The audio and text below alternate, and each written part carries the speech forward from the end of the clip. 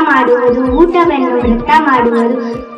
ನಾನು ನಿಮಗೆಲ್ಲ ತಿಳಿಸುವಂಥದ್ದು, ನೀರನ್ನು ಊಟವನ್ನು ವ್ಯರ್ಥ ಮಾಡಬೇಡಿ. ದಯವಿಟ್ಟು ನಿಮ್ಮ ಮನೆಯ ಹತ್ತಿರ ಒಂದು ಹಸಿರು ಗಿಡವನ್ನು ನೆಟ್ಟಿ. ಮರವನ್ನು ಕಡಿಯಬೇಡಿ. ಕಾಡನ್ನು ಉಳಿಸಿ, ನಾಡನ್ನು ಉಳಿಸಿ. ಜೈ ಜವಾನ್ ಜೈ ಕಿಸಾನ್. ಧನ್ಯವಾದಗಳು. The day that we are gathered here to celebrate and also to remember our duties towards its mother's nature.